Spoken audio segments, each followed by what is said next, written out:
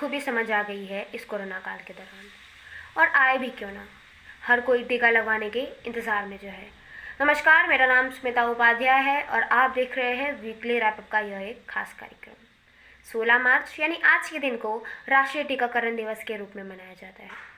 वैसे तो कोरोना रूपी महामारी ने हमें अच्छे से समझा दिया है टीके की अहमियत। खैर चलिए, अब हम आपको बताते हैं कि राष्ट्रीय टीकाकरण दिवस आखिर क्यों मनाया जाता है। भारत सरकार हर साल देश के लोगों को टीकाकरण का महत्व बताने के लिए राष्ट्रीय टीकाकरण दिवस मनाती है। साल 1995 में पहली बार टीकाकरण दिवस हमारे देश में मनाया गया था। दरअसल इसी साल 16 मार्च के दिन भारत सरकार ने देश में पल्स पोलियो अभियान की शुरुआत की थी।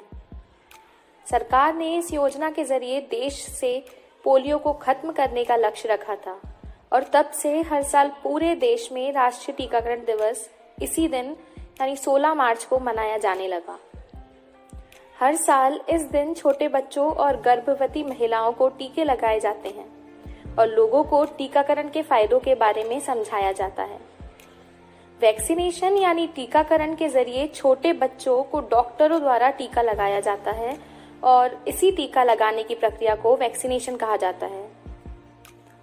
टीकाकरण की मदद से बच्चों को खतरनाक रोगों से सुरक्षित रखा जाता है। जब भी कोई नवजात शिशु पैदा होता है तो उसे कई तरह के टीके लगाए जाते हैं ताकि वह कोई घातक बीमारी की चपेट में न आ सके। दरअसल टीकाकरण इसलिए भी जरूरी है क्योंकि इसके जरिए प्रतिरक्षा प्रणाली को खतरनाक बीमारी से लड़ने की मजबूती मिलती है।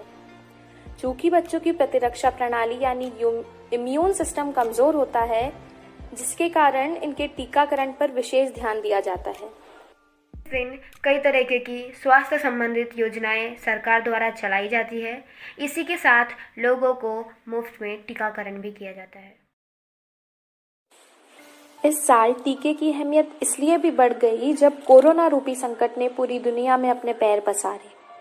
उसके बाद से भारत समेत बहुत से देशों को लॉकडाउन भी लगाना पड़ा, जिसके बाद से हर कोई बस एक ही इंतजार में रहा और वो है टीका।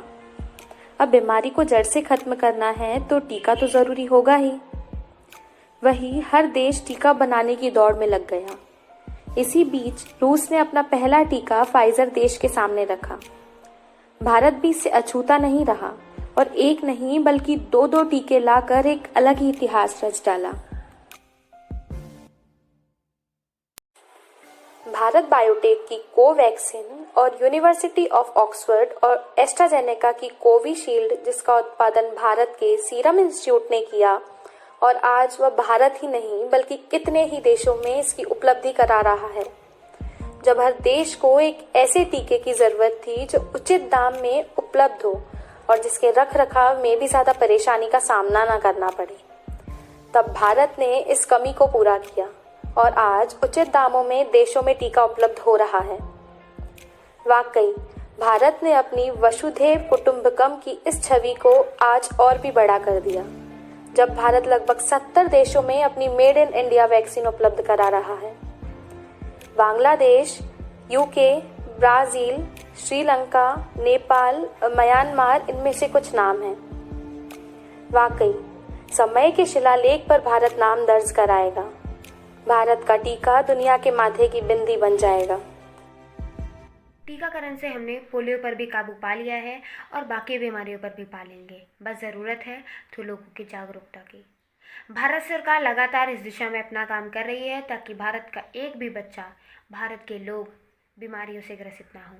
आज के दिन इसकी अहमियत को समझते हैं ताकि आप या कोई और टीके से वंचित ना रहे। धन्यवाद।